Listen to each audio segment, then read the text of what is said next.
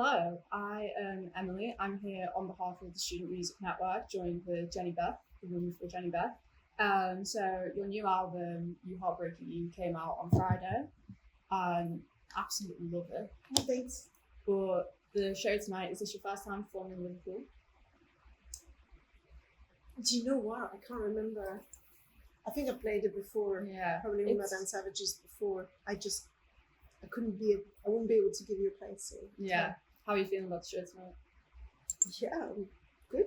So what kind of energy are you hoping for from the crowd? Because obviously your music is very chaotic, but in a very exciting way. Yeah. But I mean, this is an in-store, so I'm not expecting, I don't know. That's the thing, is like before you go on stage, you never really know how it's going to go. And that's what's good about it. Yeah. But are we hoping like mosh pit that? Yeah, I know, but like, you can't.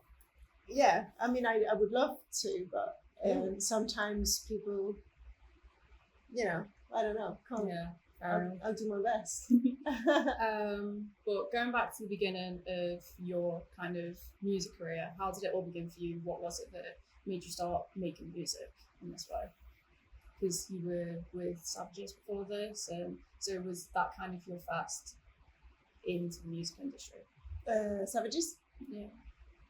Well, first I'd say that doing music and being part of the music industry is two different things. Like, it's not necessarily one or the other, but I just think that I started making music, I'd say professionally, around 20. I met someone called Johnny Hostile, and we started making music together, and he's really the one who made me become an artist.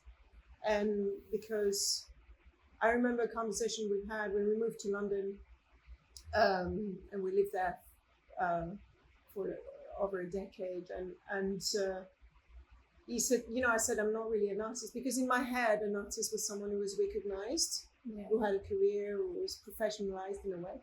And then he looked at me and he was like, what do you mean you're not an artist? If you're not an artist, what are you? And then it was really nice to learn that really early on, and that actually an artist, being an artist and a celebrity is two different things. But even not talking about that, it's just, I was already an artist, but I didn't really realize that I was. And also, becoming an artist when you're young can be a bit scary. I mean, everyone's going to tell you not to do it. And, it doesn't feel like a safe thing to do. So you have to take a leap of faith. The thing that you don't know is, like, once you've jumped, on the other side, there are a lot of people waiting for you to welcome you. And it becomes a family. But you have to make that leap of faith. Otherwise, it will never be completely done, and you will never really do the right thing. So you have to really give yourself to it. And it was nice to do it with Johnny Hostile, so I was not alone jumping. Yeah, that was great. I think I was very lucky. Yeah, it sounds it. So that's how I started music. So for this new album, it's very different to your debut from the other year in certain ways. What kind of was the process for you with this one? What was the idea that sparked it and made you go in that direction? I was on tour in America with a band called Queens of the Stone Age and Bailrigg Boys as well. Okay. And in between those dates with them, we played some hardcore metal festivals. So bands like Tool or Korn were headlining, but there were also like upcoming bands like Turnstile. At the time, they were not as big as now. Scowl as well, like a lot of young bands, and the audiences for these festivals got my music instantly. It was like a love at first sight thing. And so it made me want to write a record to honor that energy, I guess. Well, how do you, because the kind of music that you project on this new album, it feels very raw. And how do you tap into such a kind of visceral energy and chaos? How? Yeah, is there any kind of mental state that you go to achieve that? Not really. I mean, I'm just writing songs.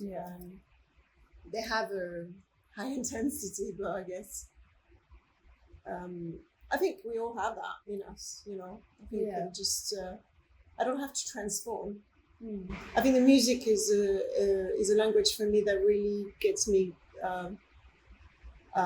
going. You know, it saved my life in so many ways. It really changed my life. And so I think whenever I hear music that I like, it just excites me, and I feel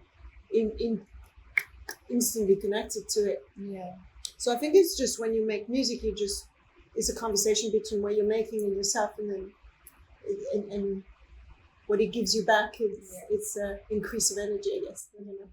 I feel like, especially with you saying that it's kind of just you being yourself, I feel like in the past few years there has been a surge in kind of alternative female voices who are more and more willing to kind of share those voices, like Amber and the Sniffers, who you kind of spotlighted on your TV show 2 years ago, didn't you? Yeah. Amber and the Sniffers, Lambrini Girls. Yeah.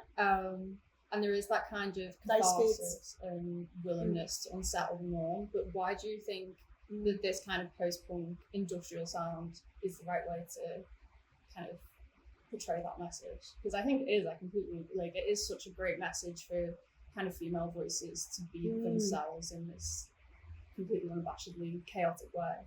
Well, how do you feel about that kind of sound? I don't know. I think it just, for me, it's music I grew up with, you know. Yeah. It's the kind of music that I grew up with. For this record, I really went back to the bands I love, like, Alice in Chains or Nirvana even, or Faith No More, Hole, Smashing Pumpkins, you know, and so that sort of heavy guitar, you know, and one of the main bands was Quicksand. It's a band that I didn't know, but that Johnny Hostile made me discover while we were recording, and I'm a huge fan. And they influenced a whole genre of, you know, that shoegaze meeting hardcore, so Deftones and all that. And I think that you can hear it filtered through the new record a lot, because I was really, really into it, and still am, obviously, but while we were making the record. But to answer your question about women, I mean, I you know, when I did Savages, it felt quite lonely, and also because there were not a blueprint for all-female bands to become as big as Oasis, for instance, and there still isn't, like, you know. I wish one day there will be, but so I think in the industry, although we were very lucky and we had great support, it still felt that there was this sort of glass wall where we couldn't really go beyond where other male bands could, and it felt also that we had to be absolute perfection in order to be recognized and taken seriously, and not wear any clothes that journalists would have to talk to on stage. So just wear black, wear things that doesn't distract them from the music, because otherwise they would talk about our clothes and not our music. Yeah. So that was things that we had to do, and they became the identity of the band, but it was more in reaction to what was actually happening in society and, you know, around us, that made us be this band in the way we were. Like, people said we didn't smile enough, things like that. But that's just because we didn't want to play the girly band that was happy, you know, because we felt that's what was expected from us. So, but in retrospect, I think it's great that in a way we took the complete opposite direction that was expected, because that also made us different, you know. Yeah. But yeah, I'm super happy. I mean, I think like female musicians have always been on my radar, like, you know, since I grew up, like Kim Gordon or you know, I just think that those voices were really important and still are. So I think now it's the continuation of that, I guess. Yeah. So just kind of going off on that, what is your vision for the future of those, like, powerful female vocalists? Like, in an ideal world. Well, I don't know. As I said, I think it would be great that, you know, one of them becomes really, really big, you know. And when I say really big, I mean like Oasis big, you know, like. And so in a way that means that then there is an imagination in the industry for it. So female bands become like a, you know, not a rarity or an oddity, but they become like people they can see, they can invest in and have a long career. But, I mean, it could be you. Yeah, I mean, yeah, absolutely. I think my you know, the struggle of an artist, whether it's female or male, is real. Like, it's not something that goes away. Even in really big, long careers, it is something that exists, you know.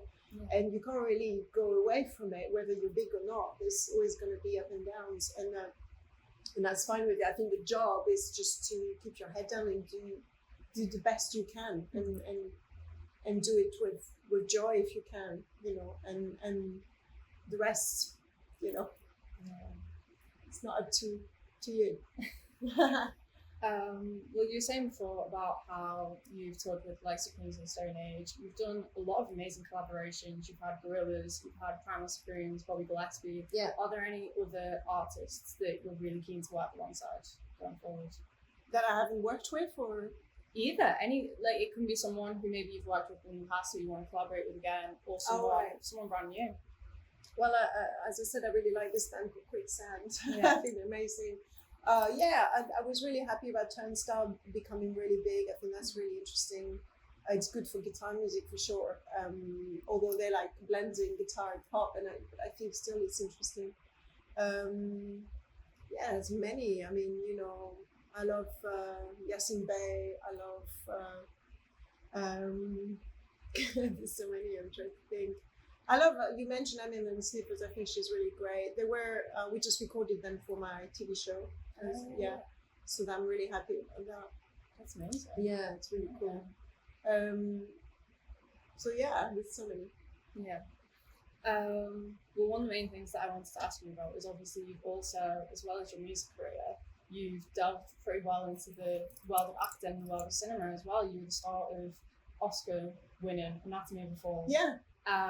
So as someone who's very well versed in kind of both industries, do you find that kind of one sometimes helps the other? Because especially say like your music videos are very cinematic. Your music itself is very cinematic. Do you find that there's kind of shared influence across the two? I'm sure there is. Yeah. My love for acting is from my really young childhood, because my father was a theatre director. So I was on stage when I was 4, and I was like, I did like theatre school. So it was kind of my upbringing. So going back to acting is going back to that in a way. And I went for music for 10 years before going back to acting. Because I really think that when you're young, you really need to concentrate in one thing and try to do the best you can. And then you can just start to do a lot of other things. So that's how I thought anyway. I think I even see that in young people now. Like, I love when they have a focus and something is really important to them more than anything. And I think that's really beautiful to watch, and you want to encourage that. So acting's kind of different. I mean, it's not, when I'm part in a movie, it's not my movie, it's somebody else. I'm serving somebody else's vision, and I kind of like that because it's more relaxing in a way. Yeah. Although acting is not, I mean, it's easy and not easy. Everything's easy and not easy, but like, you have to relax and do it, but you have to work. But it is also, I'm not carrying the whole house, you know what I mean? Yeah. I'm invited as a guest, and I'm given one room to decorate, It's not the same as like having to take care of the whole building. So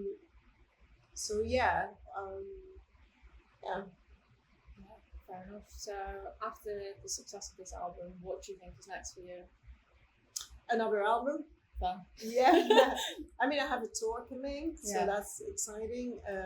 Touring. I've just shot a movie in Brazil. I've got another one in Paris starting next week. So I'm juggling both as much as I can, and then I'm going to record another album. Yeah. Have you started working on that yet, or is that kind of just? Not yet. I've started writing, but I always write. Like every morning I write, so I started writing. Yeah, and seeing the little books around. Yeah, these are books I found in, like, I love to go to bookshops and stuff I was in London, so I went, and I specifically try to go to the poetry corner, and I always try to find like local releases of local poets, you know, so that it's not mainstream poetry, it's poetry that's, if you have a bookshop in Hackney in London, you get Hackney poets, Yeah, that's really I try to do that in every city I go to. If you have a good bookstore in Liverpool. I was actually about to recommend you with you saying that. There's literally around the corner from here, there's a little street called Bull Street. Okay. There is a shop down there called News from Nowhere, News from Nowhere. Yeah. Great title. I know. It's just like Nick Cave's. Yeah, it's great. But yeah, they've got like loads of kind of political work, but they have their little poetry corner Great. with their devoted local artists as well. I'm going to be there. I'm going to check that out. Well, Thank you. It has been great speaking to you. Yeah, same. Very good luck for your show tonight. Thank you. I can't wait to see it. Okay.